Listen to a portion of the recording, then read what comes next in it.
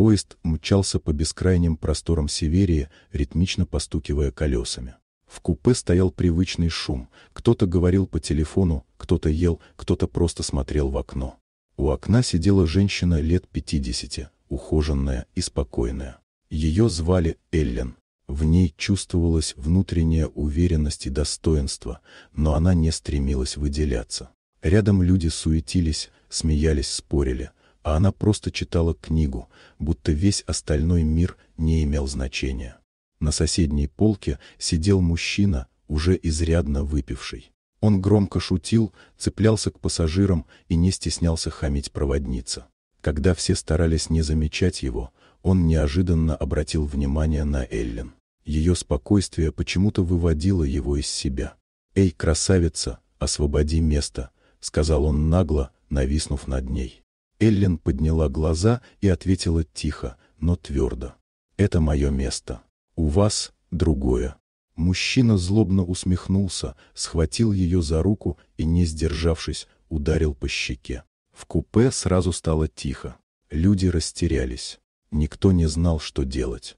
Эллен не закричала. Она лишь спокойно посмотрела на него и сказала: «Вы только что совершили большую ошибку».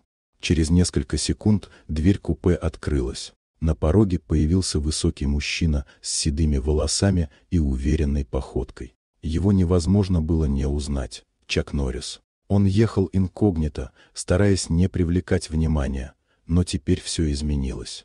Он посмотрел на Эллен, заметил покрасневшую щеку и медленно повернулся к обидчику. «Он тебя ударил?» — спросил он тихо. Эллен лишь кивнула. Чак шагнул ближе к мужчине. «Извинись или выйди на следующей станции. Другого выбора у тебя нет». Пьяный хулиган рассмеялся, решив, что перед ним обычный пассажир. Но когда шепот прошел по вагону, это же Чак Норрис, ухмылка исчезла с его лица. «Я никого не боюсь», — выкрикнул он, пытаясь толкнуть Чака.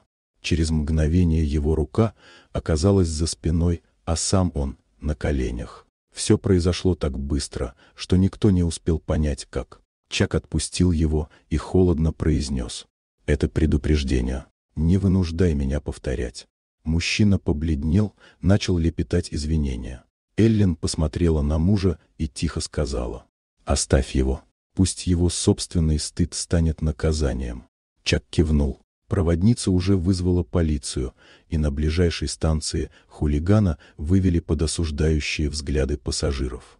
В вагоне снова воцарилась тишина, а потом раздались аплодисменты.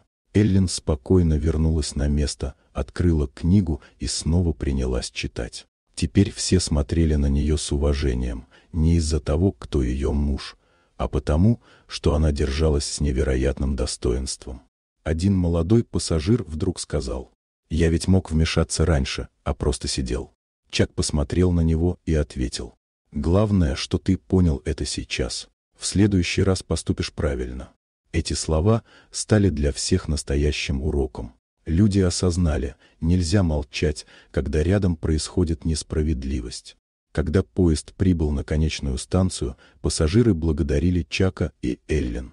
Они скромно попрощались и ушли, будто ничего особенного не случилось. Но для тех, кто был в том вагоне, этот день стал напоминанием. Сила — это не грубость и не кулаки. Настоящая сила в умении защитить слабого и сохранить человеческое достоинство.